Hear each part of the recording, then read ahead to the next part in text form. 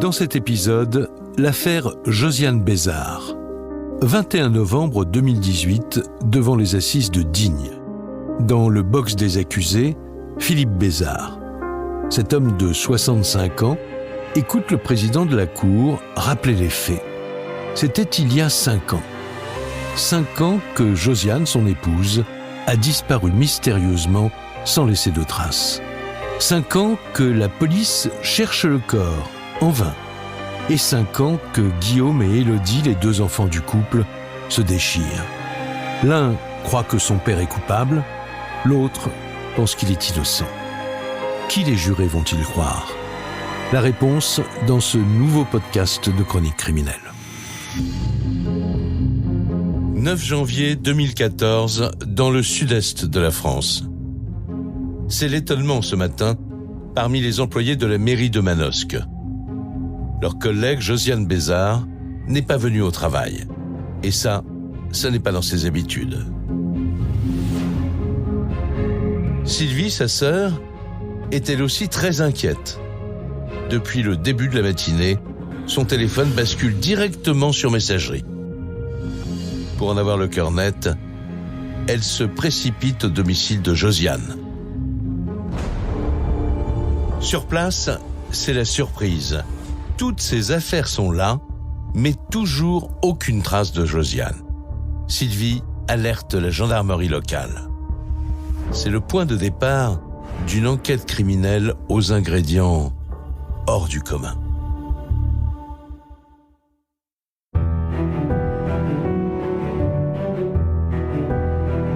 Dans les Alpes de Haute-Provence, Sainte-Tulle compte à peine 3500 habitants. Une petite localité au décor typiquement provençal, nichée à 300 mètres d'altitude. C'est une commune qui est assez connue, même si elle est petite. Emmanuelle Horta, avocate des parties civiles. On peut quand même parler d'un village. Elle jouxte Manosque et Pierrevert. Il faut imaginer une commune qui est assez magnifique avec des platanes. Xavier Bénéroso, journaliste spécialiste des faits divers. Des endroits ombragés où on peut prendre un petit verre de pastis ou de rosé. C'est ici que Josiane Bézard vit depuis toujours. La plupart des habitants de Sainte-Tulle la connaissent et l'apprécient. Alors Josiane, c'est une petite dame d'une 50aine d'années, sympathique. On l'a presque tous un peu déjà vue. Une mère de famille très impliquée dans sa commune. Surtout une personne connue pour être quelqu'un de très droit, de très respectueux et de très respecté aussi. Josiane est mariée avec Philippe depuis près de 20 ans. Ce technicien à la retraite est un amoureux de la nature. C'est un grand gaillard. Certains parleront même d'une bête pour dire à quel point il en impose aux autres. Bon vivant, même bien faire la cuisine. Alain Tolary, ami de Philippe. Il savait qu'à tel endroit c'était tel champignon, à tel endroit c'était tel champignon, à telle époque, telle époque.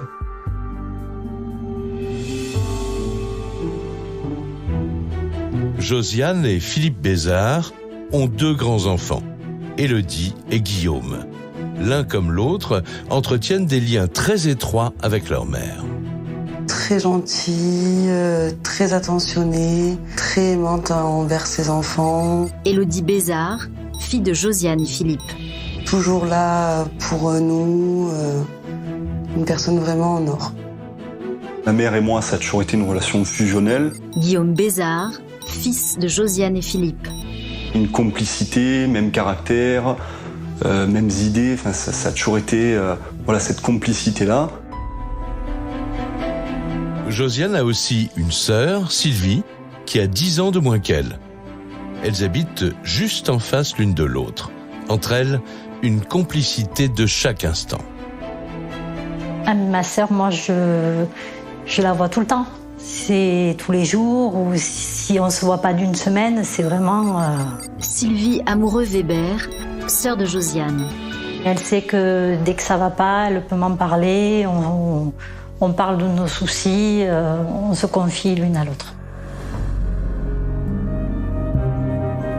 En dehors de sa vie de famille, Josiane consacre beaucoup d'énergie à son travail. Elle est employée à la mairie de Manosque, où elle fait l'unanimité parmi ses collègues. Déjà, on est toutes les deux dans le même bureau, Sophie Cucci, amie de Josiane. donc ça crée des liens forcément. C'est quelqu'un de très agréable. Elle est assez enjouée, avenante, elle a l'amour du travail bien fait. Douce, à l'écoute des gens, qui dégage beaucoup de bonté. C'est quelqu'un de bon.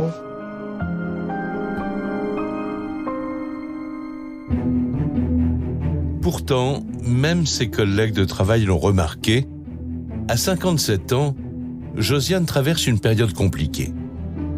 Après toutes ces années de vie commune, son couple est au bord de la rupture.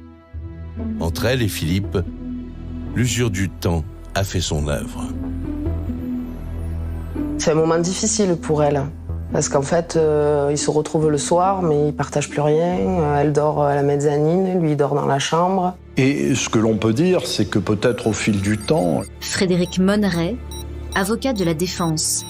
la vie n'étant pas un long fleuve tranquille, il est vrai que ces relations se sont un petit peu étiolées. En ce début d'année 2014, la rupture paraît consommée. Le couple décide de ne plus vivre sous le même toit. Et Philippe s'installe dans une commune voisine. Josiane, elle, reste à Sainte-Tulle, et lui, Philippe, il habite ailleurs, à Pierrevert. C'est pas très loin, mais c'est plus déjà dans le même domicile conjugal. Une vie discrète, entourée par sa famille et par ses amis, qui l'aident à surmonter cette séparation. Ainsi va l'existence de Josiane Bézard, jusqu'au jeudi 9 janvier 2014.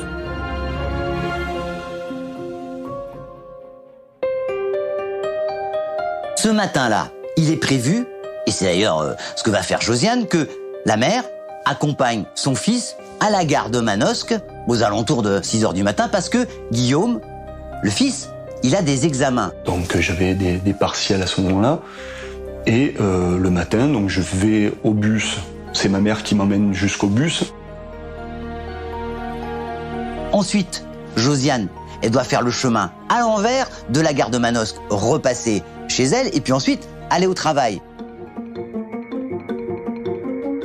Josiane commence à 8h à la mairie de Manosque.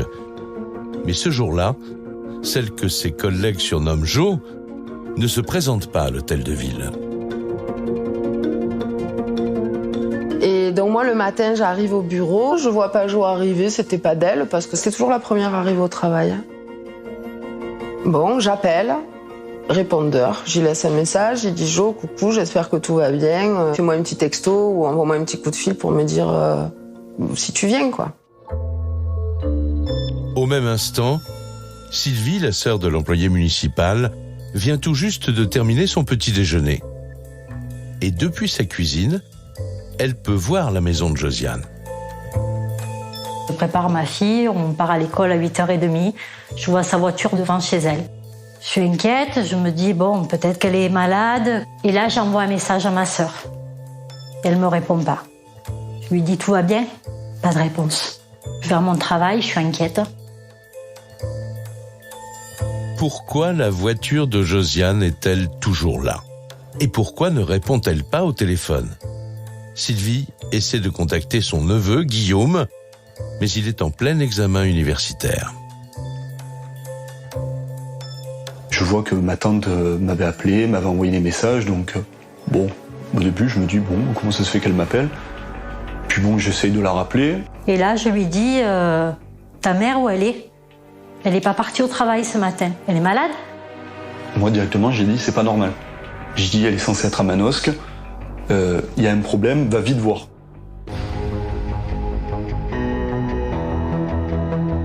À la mairie aussi, on est toujours sans nouvelles de Josiane. Il est maintenant 11h du matin. Sylvie est folle d'inquiétude. Il faut qu'elle se rende au plus vite chez sa sœur. Je fonce à la maison. J'ai Guillaume au téléphone avec moi dans la voiture. Et là, j'arrive.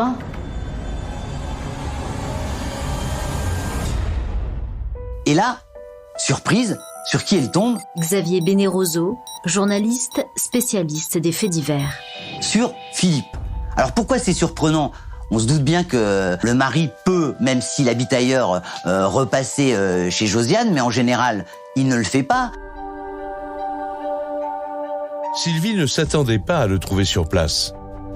Philippe n'est plus du tout censé habiter au domicile familial. Mais alors, que fait-il là?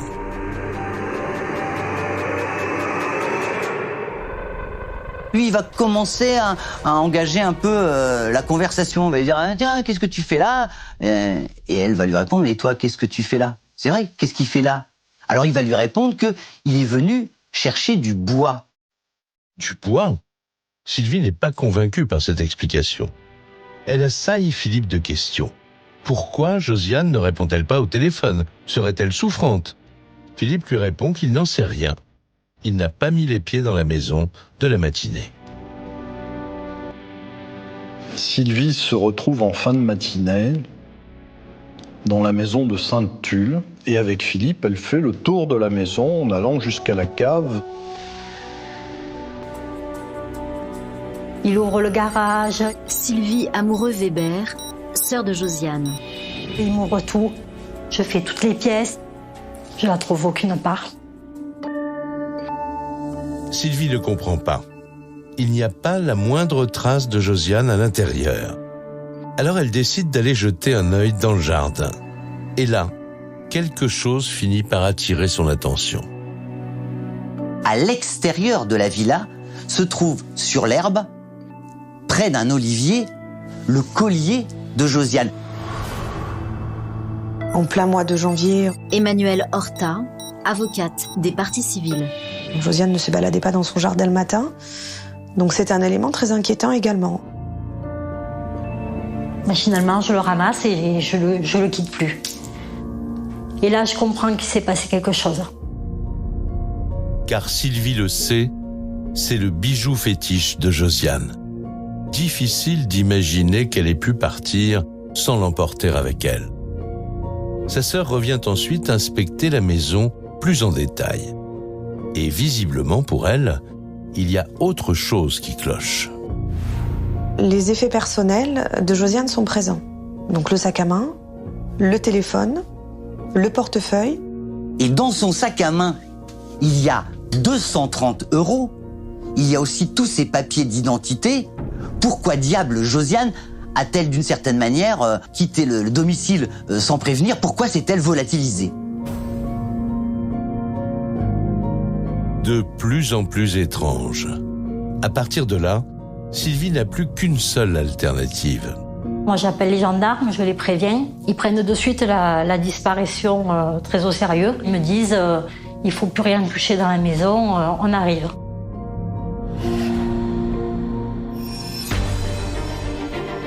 « 9 janvier 2014.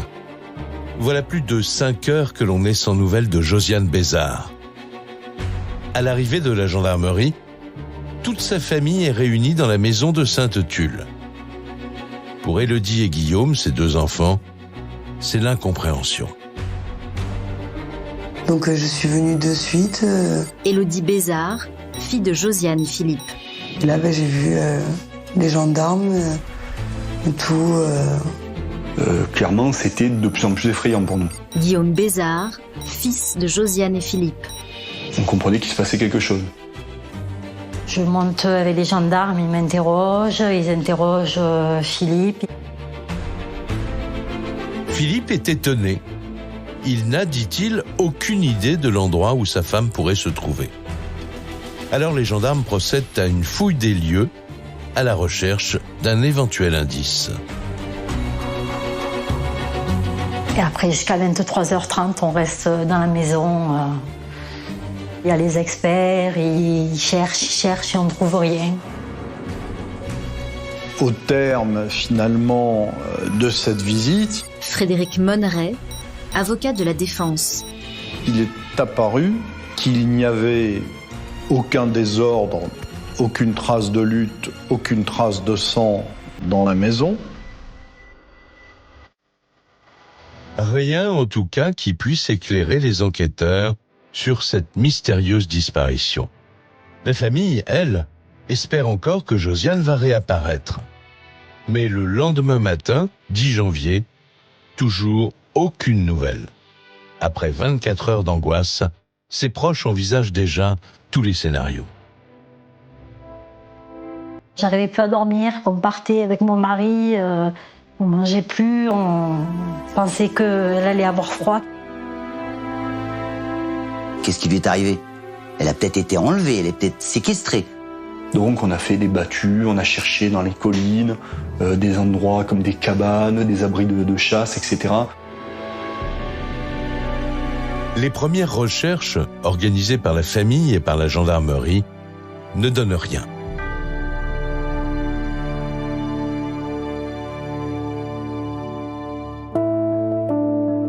L'entourage de Josiane est donc convoqué par les enquêteurs qui veulent en savoir plus sur ses habitudes. C'est là que sa sœur, Sylvie, se souvient d'un détail auquel elle n'avait pas prêté attention sur le moment. Il est 7h40, précisément, ce fameux matin du 9 janvier. Elle voit, depuis sa fenêtre, Philippe quitter le domicile de Sainte-Tulle. J'entends sa voiture qui part à lui. Je vois les feux arrière qui quittent le domicile. Ensuite, qu'est-ce qui s'est passé? On n'en sait rien. Curieusement, la voiture de Josiane, elle, n'a jamais quitté sa maison de Sainte-Tulle. Les enquêteurs ont des raisons d'être perplexes, d'autant que tous les témoins sont unanimes. Le couple qu'elle forme avec Philippe est maintenant séparé. Dans ce cas, que faisait-il chez elle ce matin-là? Il faut quand même avoir en arrière-plan le fait que c'est un couple qui se déchire. Le climat qui règne au sein de cette famille est complètement délétère. Il y a eu le moment où elle a dit « Voilà, moi je veux divorcer ». Et là, par contre, ça a commencé à monter en tension.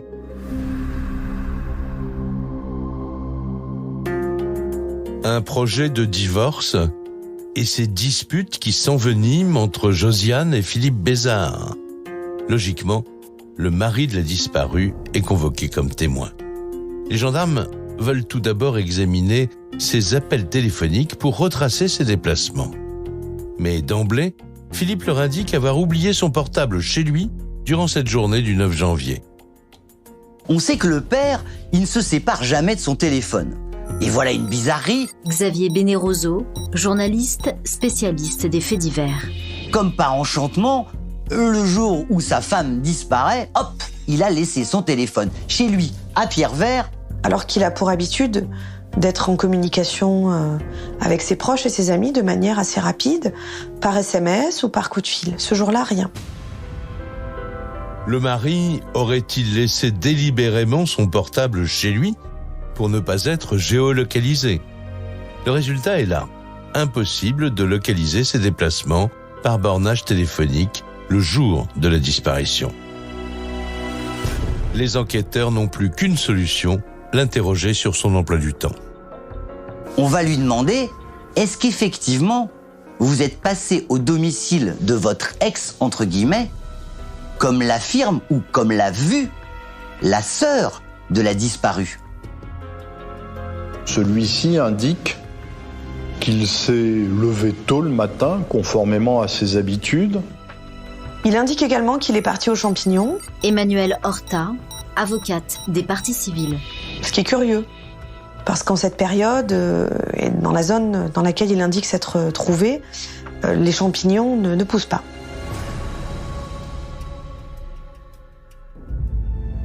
Pour vérifier cet alibi, les gendarmes interrogent les voisins de Philippe. Personne ce jour-là ne l'a vu partir à la cueillette aux champignons. En revanche, certains l'ont aperçu en train de nettoyer son véhicule. Et c'est étonnant. Pourquoi c'est étonnant? Pourquoi c'est presque invraisemblable? C'est que tous les gens qui connaissent ce technicien disent « Ah oui, Philippe, il lave jamais sa voiture ». Pourquoi, à ce moment-là, est-il passé précisément laver cette voiture?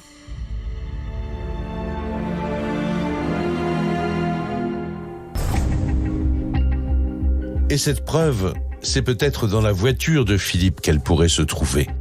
La police scientifique est réquisitionnée. Les enquêteurs passent tout le véhicule au peigne fin. Et ce qu'ils y découvrent achève de les convaincre qu'ils sont sur la bonne piste. Les enquêteurs vont effectuer des prélèvements à plusieurs reprises. Et de l'ADN est retrouvé dans la voiture de Philippe et correspond à l'ADN d'une femme. Autre élément, c'est une micro-tache, trace de sang de Josiane au niveau du tapis de sol. Il trouve de l'ADN correspondant à Josiane sur une quantité microscopique. Ce sang appartenant à Josiane n'est pas en quantité suffisante pour constituer une preuve. Reste que pour les enquêteurs, tous les soupçons convergent à présent vers Philippe Bézard. Le mari, qui n'a aucun alibi le jour de sa disparition, leur cacherait-il quelque chose ?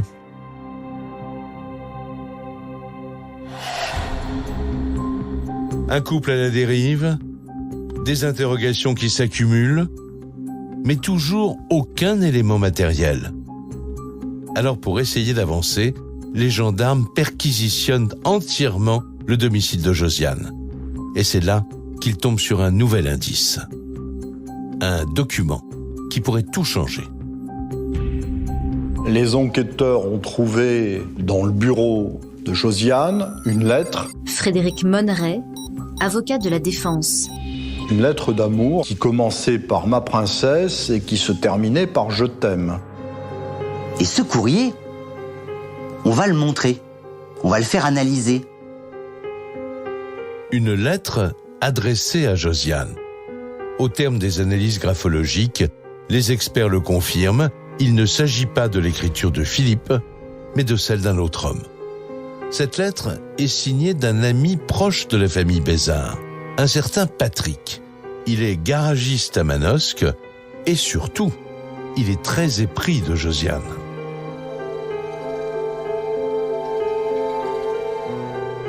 Patrick, je le connais depuis bien longtemps. Sylvie Amoureux-Weber, sœur de Josiane. Je savais qu'elle lui parlait, que c'était devenu son confident. C'était un peu le tonton Patrick, quoi. C'était... Guillaume Bézard, fils de Josiane et Philippe. Voilà, ça a toujours été quelqu'un qui était dans l'entourage familial. Mais il y a plus étonnant encore. Les enquêteurs comprennent que ce Patrick n'est autre que le meilleur ami de Philippe, le mari. Et d'après les témoins, les sentiments entre Patrick et Josiane sont parfaitement réciproques. Ça se voit comme il la regarde, enfin je veux dire, il a l'air aux petits soins, quoi. Sophie Cucci, amie de Josiane. Il la regarde comme une personne qu'on adore. Et Josiane, c'est pareil. Hein. Tout ceci permettait avec certitude de considérer que Patrick était l'amant de Josiane. Il y a un petit souci, c'est que Patrick, lorsqu'il a été interrogé par les gendarmes, a toujours dit qu'il était l'épaule, le confident, le bon ami de Josiane. Mais en aucun cas, il n'a reconnu le fait qu'il soit un amant.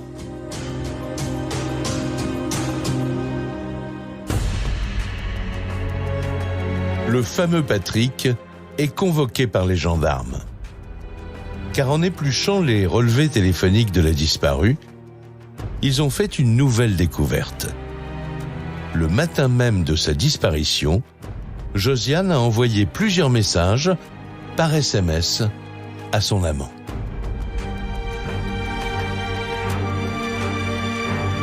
Naturellement, les gendarmes vont demander à Patrick... il était au courant, il avait reçu ces textos. Et là, boum, surprise, Patrick ne retrouve pas ces textos sur son téléphone. Quel besoin avait eu Patrick d'effacer ces messages, puisque l'examen du téléphone de Patrick démontre que les 3 SMS adressés par Josiane ont été effacés. Face aux enquêteurs, l'amant peine à se justifier. Et ça n'est pas tout. Après l'envoi de ces SMS, le téléphone de Josiane a borné à proximité du garage de Patrick. Et pas n'importe quand, juste avant sa disparition.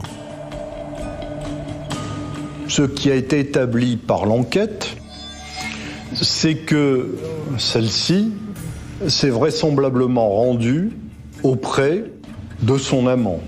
C'est établi par la téléphonie. D'une manière ou d'une autre, Patrick, lui, Xavier Bénéroso, journaliste spécialiste des faits divers. il a vu Josiane le matin en question, avant que Josiane ne disparaisse. Ces messages effacés et ce rendez-vous secret au lever du jour, les enquêteurs sont stupéfaits. Patrick serait-il la toute dernière personne à avoir vu Josiane? Le garagiste aurait-il quelque chose à cacher? En tout cas, Patrick n'a pas dit toute la vérité aux gendarmes. Et ça donne à ce moment-là un tout autre relief à ce dossier. En clair, il n'y a pas que le mari, il y a aussi l'amant. Serait-il arrivé quelque chose à Josiane lors de ce rendez-vous si matinal avec Patrick? Du côté des enquêteurs, c'est maintenant un scénario tout à fait plausible. Pourtant, personne ne peut croire à une telle éventualité. Patrick n'avait aucune raison d'en vouloir à Josiane. Bien au contraire. Pour sa sœur Sylvie, il n'y a qu'elle qui comptait à ses yeux. Patrick m'avoue qu'il a toujours aimé secrètement. Et c'est qu'à la fin, quand il voit que ça va mal entre eux, qu'elle est malheureuse, qu'il lui avoue qu'il a toujours aimé. Elle est bien avec Patrick. Elle envisage, une fois le divorce fait, peut-être de se construire une vie avec lui. Ma mère était enfin libre. Ça allait dans le sens qu'il avait toujours espéré depuis des années. Donc quel intérêt, lui, il aurait eu à ce que ma mère disparaisse? Josiane voulait refaire sa vie avec Patrick. Celui-ci n'avait donc aucune raison de s'en prendre à elle. Dès lors, la piste de l'amant est mise de côté. Les gendarmes se tournent à nouveau vers celle du mari. Et pour cause, Philippe, lui, vivait très mal la perspective de cette séparation. Et il espionnait ma mère. Voilà, il voulait savoir à qui elle téléphonait, quand, pourquoi. Enfin, il voulait vraiment avoir un contrôle sur elle. Et il a vu que tous les matins, en fait, Élodie Bézard, fille de Josiane et Philippe. ma mère appelait donc le meilleur ami de mon père. La jalousie comme toile de fond. Pour les enquêteurs, un possible mobile commence à se dessiner. D'autant qu'à force de surveiller sa femme, Philippe a fini par découvrir cette relation adultère. Et d'après son entourage, il en était dévasté. Sa femme avec son meilleur ami, j'avais vraiment de la peine pour lui, je savais pas quoi dire, je savais pas quoi faire. Pour lui, c'était inconcevable de passer pour le cocu du village.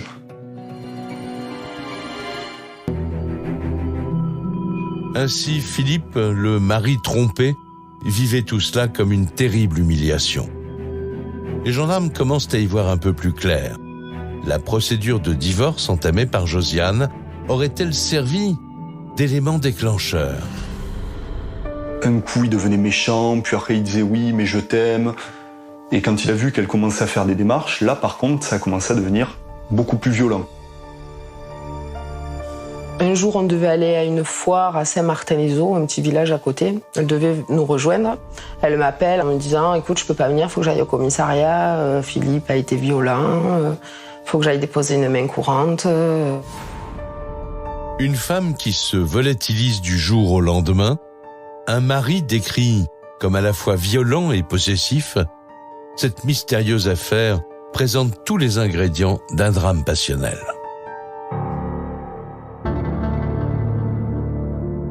Pour les gendarmes, l'enquête avance à grands pas. Un faisceau d'indices, mais toujours aucune preuve tangible à l'horizon. Ils décident alors de fouiller dans la vie de ce couple et ils découvrent un événement pour le moins troublant. C'était 3 semaines à peine avant la disparition de Josiane.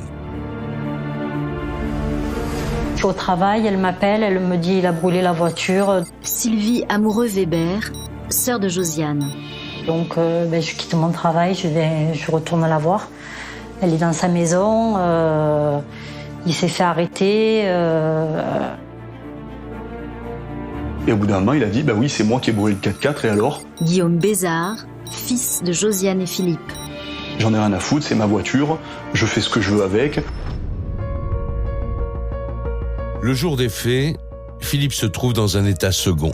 Il est aussitôt examiné par les médecins qui relèvent une extrême fragilité de son état psychologique. Et c'est là que Josiane doit faire face à un choix très douloureux. C'est les psychologues qui lui disent de le faire interner, qu'il faut qu'elle fasse vraiment les démarches parce qu'il devient violent, il peut être nocif. Elle m'a dit que c'était pour lui, pour son bien. Et du jour au lendemain, se retrouver dans un hôpital psychiatrique, qu'il n'a jamais pris un médicament, rien, c'est vrai que c'était assez compliqué pour lui. Mais seulement 11 jours plus tard, retournement de situation. Philippe est libéré sur décision médicale.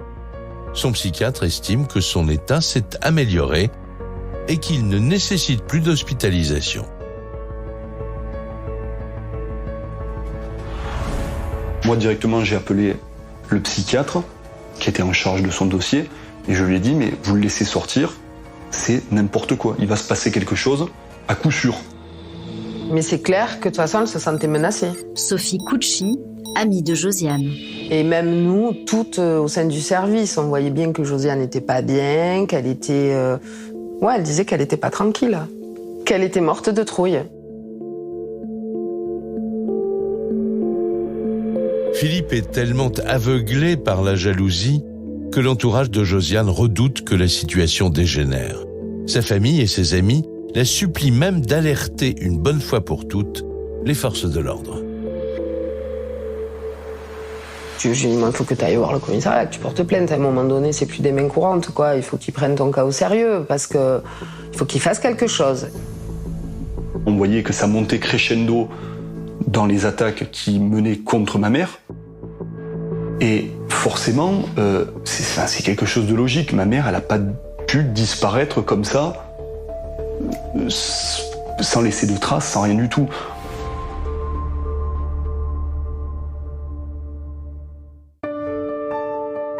Gendarmerie de Manosque, 16 janvier 2014.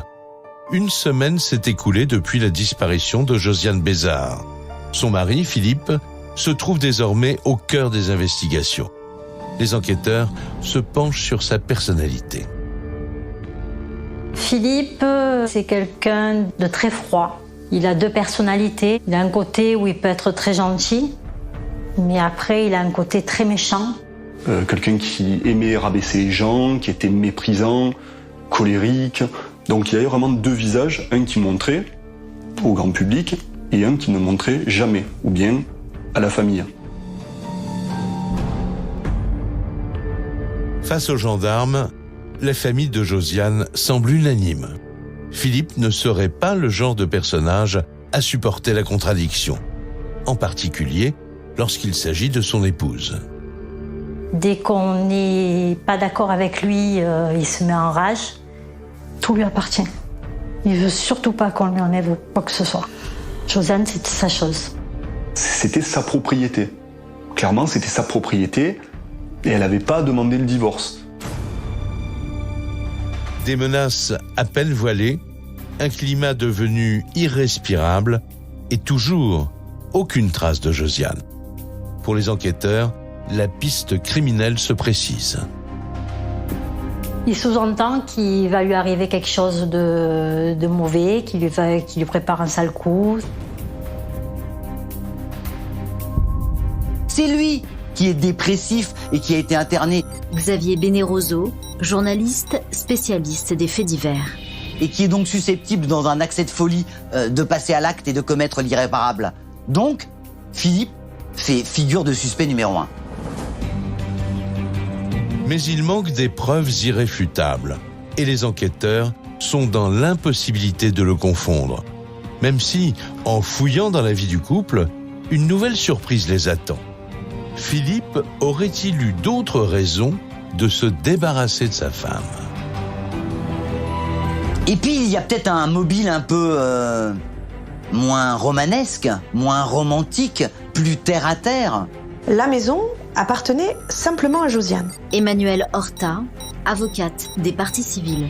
Par contre, en cas de décès de son épouse, celui-ci pouvait jouir de cette maison jusqu'à ce que lui-même décède. Et ça, c'est un mobile possible, plausible, à son implication éventuelle dans la disparition de sa femme. Un crime qui serait à la fois passionnel et crapuleux. Dès lors, pour la famille de Josiane, le scénario paraît entendu. Philippe avait 2 bonnes raisons de la faire disparaître. Guillaume, son propre fils, en est convaincu. Ça a été une certitude pour nous, directement quand ça s'est produit, comme tout le reste de la famille, on savait que c'était lui. Voilà, connaissant le personnage, je vois pas. Il a jamais cherché. Il s'est jamais intéressé dans les recherches. Non, il me semble que non, quand on perd quelqu'un, on le cherche, on s'inquiète. Lui, il a jamais cherché. Jamais. 17 février 2014. 5 semaines après la disparition de sa femme, Philippe Bézard est placé en garde à vue. Pour les enquêteurs, il est maintenant le seul et unique suspect. Aurait-il éliminé Josiane pour l'empêcher de refaire sa vie avec son amant? Naturellement, les gendarmes vont creuser cette piste qui pourrait presque tout expliquer. D'autant plus que Philippe était au courant de cette liaison. Philippe est dans le collimateur des gendarmes et des enquêteurs qui se posent une question qui est légitime. Frédéric Monneret, avocat de la défense. Pourquoi s'est-il acharné contre la voiture de sa femme en lui mettant le feu et en indiquant la haine qu'il pouvait avoir à l'égard de celle-ci? Et dès lors, on se dit que s'il y en avait bien un qui avait un mobile pour pouvoir passer à l'acte, ce serait lui. Face aux questions, le suspect nie catégoriquement toute implication dans cette histoire. Les enquêteurs sont de plus en plus perplexes. Pourquoi Philippe Bézard est-il incapable de donner la moindre explication quant à la disparition de Josiane?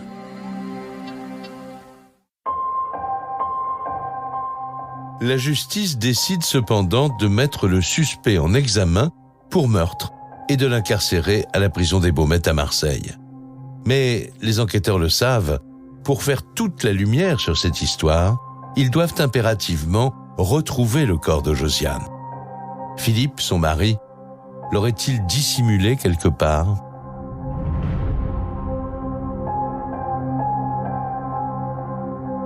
En clair, on peut estimer qu'il avait tout loisir, lui qui connaissait si bien la région, de trouver un endroit extrêmement reculé où on peut entreposer un cadavre et où personne ne retrouvera Josiane.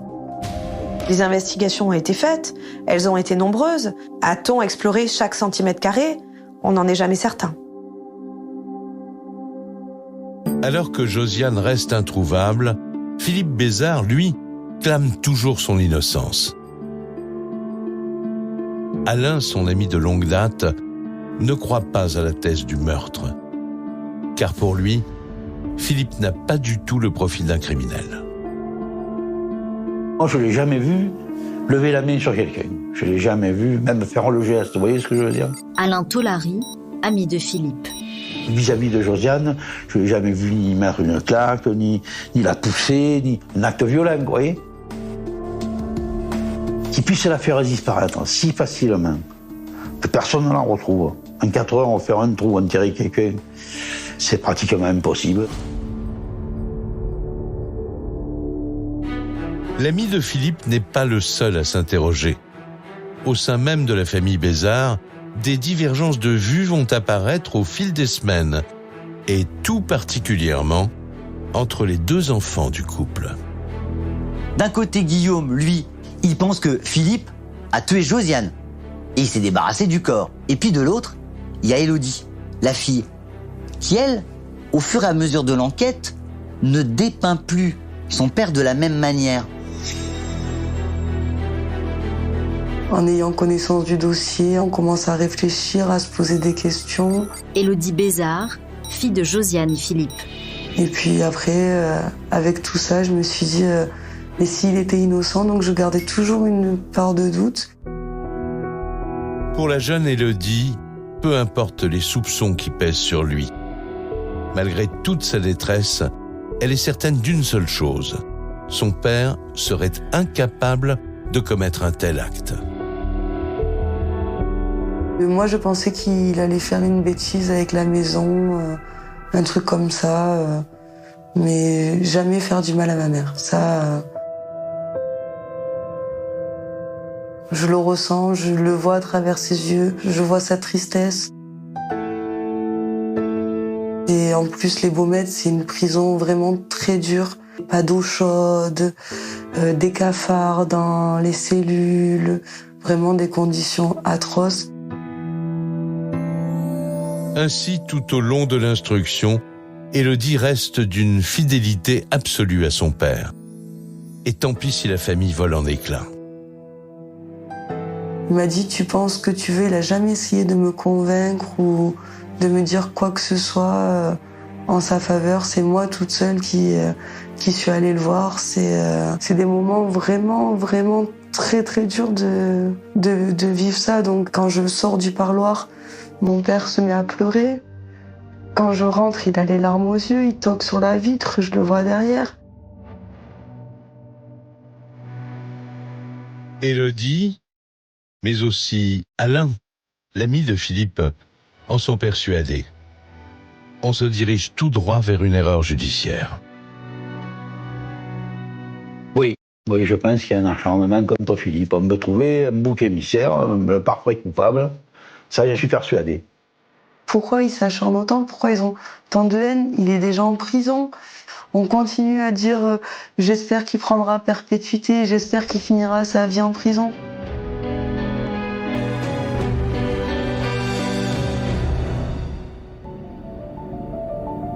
Milieu de l'été 2015, dans les Alpes de Haute-Provence. Alors que la famille Bézard se déchire, voilà presque 1 an et demi que l'enquête fait du surplace. C'est alors qu'un nouveau rebondissement relance l'affaire. Plusieurs mois après la disparition de Josiane, Xavier Bénéroso, journaliste spécialiste des faits divers. Patrick, l'amant, se pend.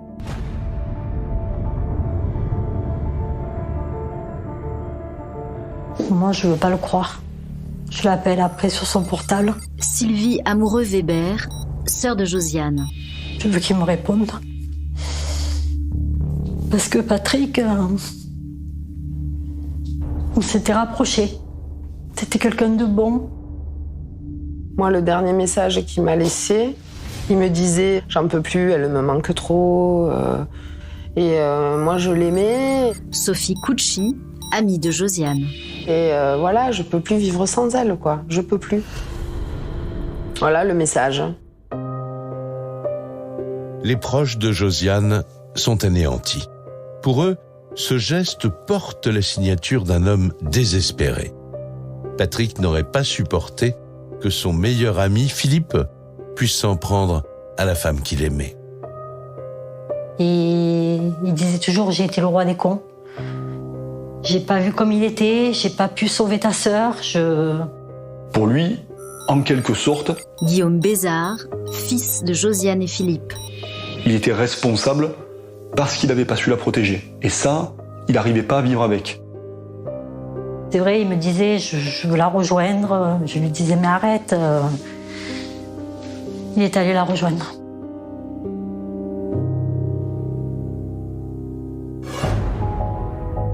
Pour la défense de Philippe, au contraire, ce suicide revêt une toute autre signification. Et si c'était Patrick, l'amant de Josiane, qui avait quelque chose à se reprocher? On peut aussi formuler l'hypothèse que c'est peut-être un suicide qui a trait au remords. Frédéric Monneret, avocat de la défense. Mais moi, je pourrais dire que c'est peut-être un remords par rapport, finalement, à un rôle l'impliquant dans cette disparition. Et la piste de l'amant n'est pas à négliger parce que, encore une fois, on se trouve dans la configuration un peu étrange d'un amant qui vraisemblablement n'a pas dit toute la vérité. À vous de choisir entre le mari, j'allais dire, et l'amant. Une personne décédée ne pouvant être poursuivie, cette piste est définitivement close. Pourtant, l'ombre de l'amant ne cessera de planer sur cette affaire durant les 4 années d'instruction. Alors, Patrick était-il, oui ou non, impliqué dans la disparition de Josiane? Quant à Philippe, son mari, parviendra-t-il à convaincre la justice de son innocence?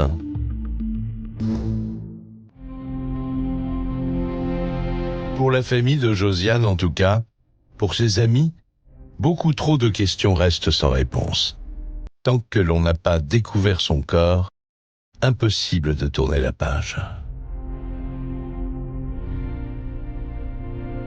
Il se passait pas une journée sans que j'y pense. Déjà de par le bureau physiquement qui était vide. Et puis voilà, des fois, j'étais sur ma terrasse, je regardais le ciel, je me disais, Jo, t'es où quoi? Enfin, voilà quoi, ce serait bien qu'on la retrouve. J'aimerais qu'ils disent ce qu'il lui a fait, qu'on sache ce qui lui est arrivé, qu'on puisse la retrouver, qu'on puisse faire notre deuil, qu'elle puisse être enterrée dignement.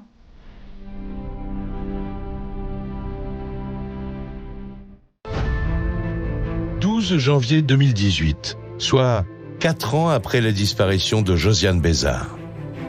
Malgré l'absence de corps, la justice ordonne le renvoi en cour d'assises de Philippe, son mari, pour assassinat.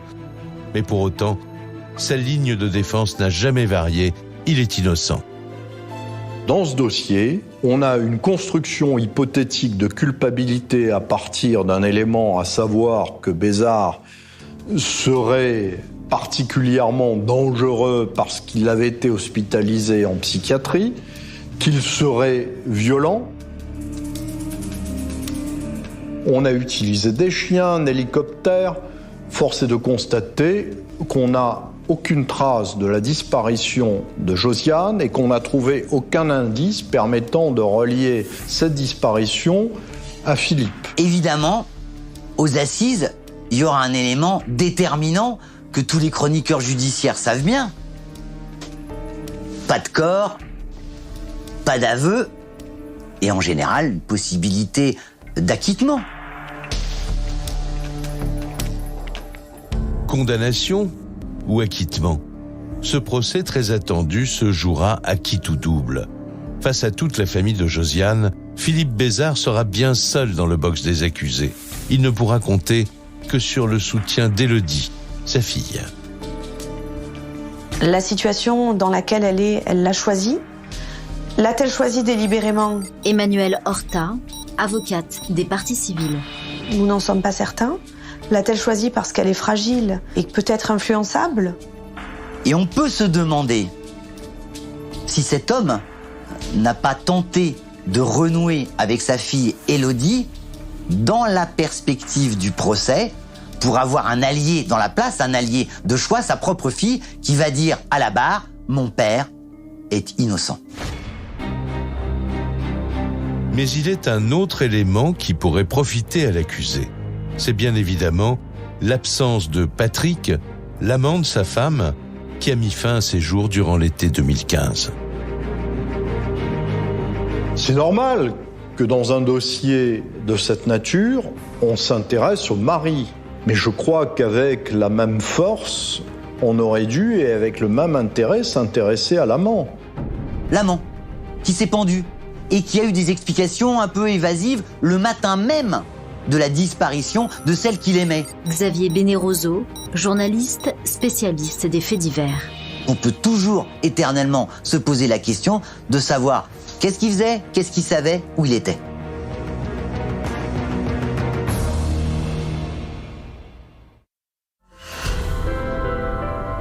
Un procès où la défense de Philippe Bézard misera tout sur l'extrême fragilité de l'accusation.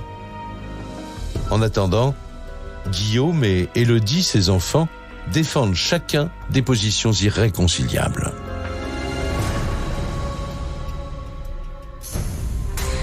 Et on va donc arriver aux assises avec une configuration tout à fait extraordinaire. Les deux enfants se déchirent, ou du moins abordent des points de vue complètement différents. Je ne lui pardonnerai jamais. À cause de lui, j'ai perdu ma mère, j'ai perdu ma sœur. Je trouve que ça fait beaucoup. Ça fait quand même beaucoup. Il a détruit notre famille. À cause de lui, Patrick s'est suicidé. C'est impardonnable. Et moi, du coup, j'ai quand même tout perdu. Donc, j'ai plus ma maman, j'ai plus mon papa, mon frère, il me laisse tomber. Et je me retrouve sans plus de famille. Moi, je crois en la justice. Et je me dis, on peut pas laisser quelqu'un d'innocent en prison. Oui, je l'abandonnerai jamais. Il me reste plus que lui. Je l'abandonnerai pas.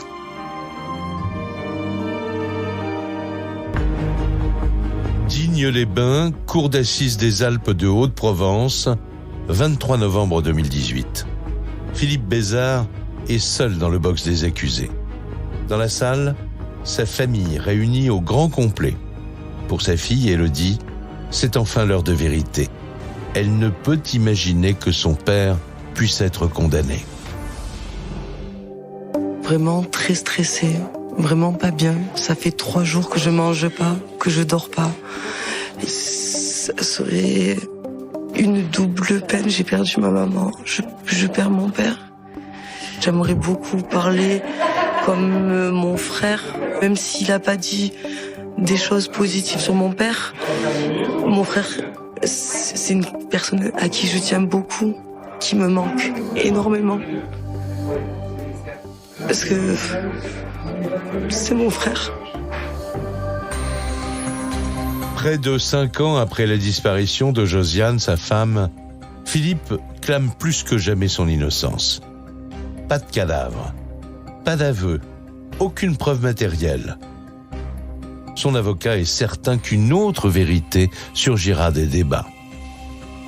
Au bout de quelques 5 années de détention provisoire aujourd'hui, Philippe Bézard attend d'être jugé dans la sérénité. Frédéric Monneret, avocat de la défense.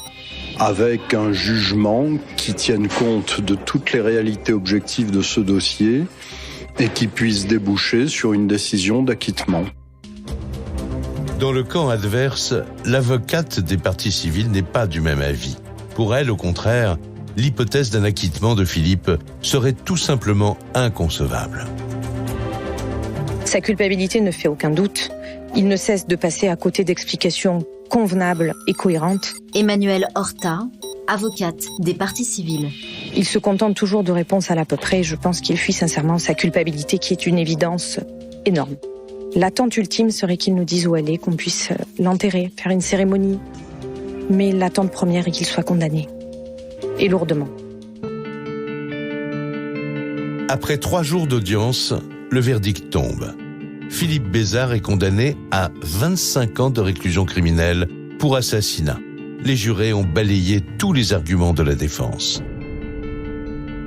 Une décision non seulement confirmée en appel le 1er octobre 2020, mais assortie en plus d'une peine de sûreté des 2/3.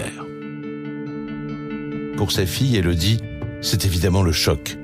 Mais pour le reste de la famille de Josiane, cette sentence sonne comme un immense soulagement. On est totalement satisfait. Bon, c'est ce qu'on attendait. On espérait de la justice façon de travail, quoi. Enfin, elle avait fait son travail. Guillaume Bézard, fils de Josiane et Philippe. Mais qu'elle qu'elle nous rende justice, qu'elle rende justice aussi à ma mère. Je tiens à remercier la justice, j'ai toujours eu confiance en elle. Je remercie tout court qui a eu confiance, qui a vu la personne que c'était. Sylvie Amoureux-Weber, sœur de Josiane. J'ai tout donné pour sauver ma sœur, pour que ses enfants s'en sortent. On a réussi. Moi, j'ai toujours parlé avec mon cœur. Voilà, ma sœur, c'était tout. Je serais fière de sa petite sœur. Merci à vous.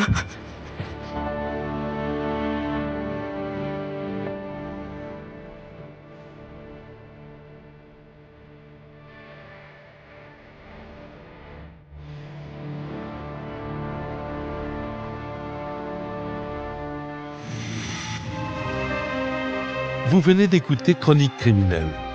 Si